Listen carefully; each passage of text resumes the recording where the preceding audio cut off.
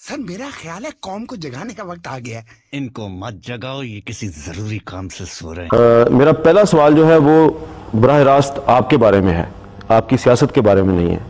ये इस वक्त हम जिस जगह पे बैठे हैं, ये रायगढ़ में आपका फार्म हाउस है, माशाल्लाह बहुत खूबसूरत फार्म हाउस है। अल्लाह ताला आपको मजीद दे और आप मजीद ऐसे फार्म हाउस बनाएं। लेकिन बहुत से जो आपके नाकदीन हैं, उनका ये कहना है कि नवाज शरीफ साहब के पास इतनी दौलत है, इतना बड़ा फार्म हाउस है, बैरून मुल्क भी उनके पास बड़ी प्रॉपर्टी है, लेकिन टैक्स देते हैं वो सिर्फ 5,000 रुपये। इसका क्या जवाब देंगे आप? शुक्रिया मीर साहब, लगता है कि आप भी उस रॉ में बह रहे हैं। ये जो फार्म हाउस है ये हमारी जलावतनी से पहले का बना हुआ है और इस पर मुशर्रफ साहब का काफ़ी अर्सा कब्जा रहा है।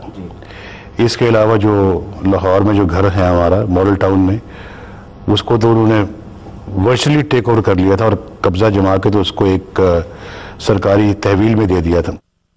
इसी तरह से फैक्ट्रियों का भी यही हाल हुआ है। कई ऐसे सियासी खानदान हो सकते हैं जिन्होंने मुमकिन है मुल्क कौम को लूटा हो, लेकिन मैं दावे से ये बात कह सकता हूँ कि जो हमारा एक सियासी खानदान है, पहले सियासी तो नहीं था, ये तो हम इंडस्ट्री में थे, ये ऐसा सियासी खानदान है जिसको मुख्तलिफ हुकूमतों ने लूटा है, बिल्कुल। और 1937 से 1937 से मेरे वालिद साहब ने यहाँ पे सबसे पहले एक कारखाना लगाया और फिर वो माशाल्लाह बढ़ता बढ़ता इतना बड़ा हो गया कि उसको जुल्फ़िकार अली भुट्टो साहब ने आके उसको नेशनलाइज कर लिया और उसको कौमी तहवील में ले लिया।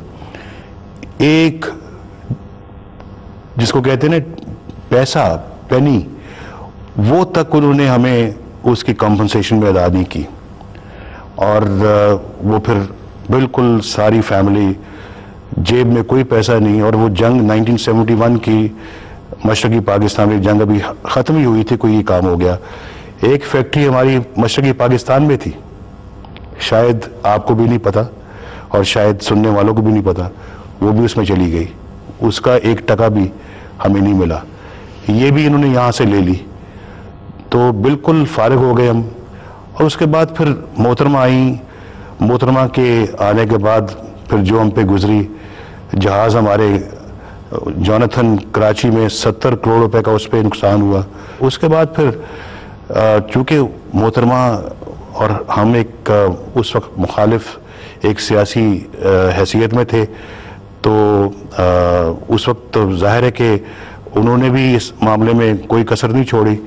उसके बाद फिर एक जब ये मुशर्रफ साहब का माशाल्लाह है, तो मुशर्रफ साहब के माशाल्लाह ने जो हमारी रही सही जो फैक्ट्रियाँ थी उस पर ताले लगवा दिए और बंद करवा दी, बिल्कुल फारिग कर दिया, मुल्क से बाहर भेज दिया, जेलों में बंद किया। आपको सब पता है, तफसील में जाने की क्या ज़रूरत है। और हाई जैकिंग का एक जाली केस मेरे ऊपर बनवा दिया, उसमें जुर्माना कह के मुशर्रफ साहब ने करवाया मेरे ऊपर कि इसकी सारी मनकूला गैर मनकूला जायदाद को जब्त कर लिया जाए।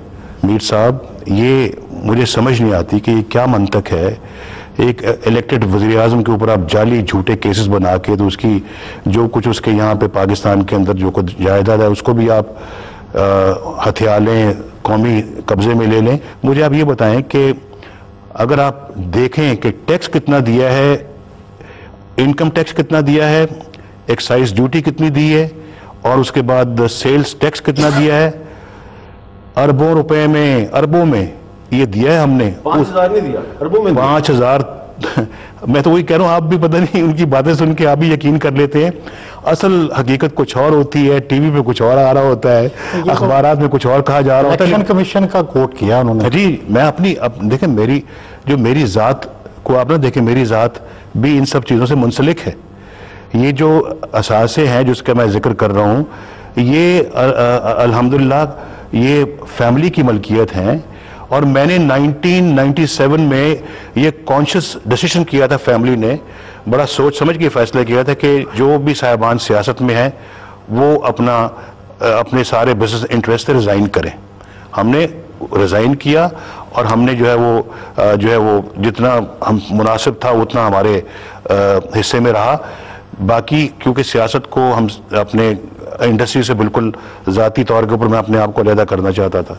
यहाँ पे जो है वो जो इस वक्त हमारी शुगर मिल है, शहबाज साहब की हमारी इकट्ठी, जब हम बाहर थे तो 6 अरब रुपया हमने हुकूमत को tax, income tax, excise duty और सेल्स टैक्स की शक्ल में अदा किया है। अगर वो अदा ना करते तो मेरी जेब में आता ना। ये जो मिले हैं इन मिलों में आप डायरेक्टर नहीं है। मेरी जेब में आता, शहबाज साहब की जाती जेब में जाता, किसी और की जेब में जाता, लेकिन हुकूमत को ना जाता। तो वो हमारा वो टैक्स है जो हमने, जो हमारे खानदान ने, कंपनीज ने हुकूमत को पे किया है। ये सब इन 6 अरब 600 करोड़ रुपया मैं कह रहा हूँ। और वो उन दिनों में भी पे करते रहे जब हम जद्दे बैठे हुए थे, इस मुल्क से बाहर थे। ये जो मिले तो असल हकीकत ये है, देखा ना, अब कौन देगा ये सब? जो फैक्ट्री हमारी नेशनलाइज हुई है, किसी ने पूछा आज तक कि जनाब आपके अरबों रुपए की फैक्ट्री हमने एहतिया ली आपसे, आप ये कम से कम चलें और दे तो 1/10वां हिस्सा ले लें आप? किसी ने पूछा नहीं हमें। जो लॉसेस हुए हैं, जो 60-70 करोड़ की मैं बात करूं जहाज की, आज तक कभी किसी ने उसका हमने पूछा है कि जनाब ये आपका लॉस हुआ है, ये आपसे वापस लें? मैं वज़ीर-ए-आज़म था, मैंने कहा अब हम 70 करोड़ मांगे अपनी हुकूमत से कि जी हमारा लॉस पिछली हुकूमत कर गई है, फिर आप कहते जी कि ये आपने सरकारी खजाने से इतना पैसा ले लिया है। भाई जो हमारे खून पसीने की जो कमाई, जो हमने, जो हुकूमत ने ज़बरदस्ती हमसे छीनी है, वो आखिर उसका भी किसी को जवाब दे बनना पड़ेगा, या कोई है या नहीं जवाब दे उसका। लेकिन ये गोशवारे क्यों कोट करते हैं, ये जो इलेक्शन कमीशन के गोशवारे कोट? वो तो मेरे हिस्से में अब जो है वही होगा ना।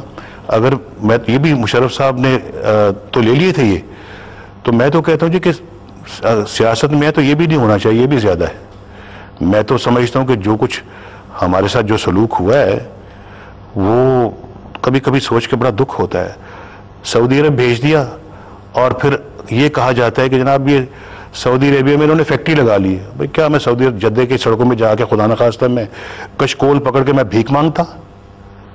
मेरे वालिद साहब भी वहाँ से आते हुए भीख मांगते, खानदान को वहाँ खुदा न खास्ता लोगों से उधार लेके हम खाते। जबरदस्ती भेजा गया है, कोई हम खुशी तो नहीं वहाँ, यहाँ से हम गए थे, जबरदस्ती भेजा और फिर वहाँ जाके अपने रोजगार के लिए कोई मौके तलाश की। यहाँ तो किसी ने आने नहीं दिया वापस। आप गुफ्तगू सुन रहे हैं मुस्लिम लीग नून के कायद जनाब नवाज शरीफ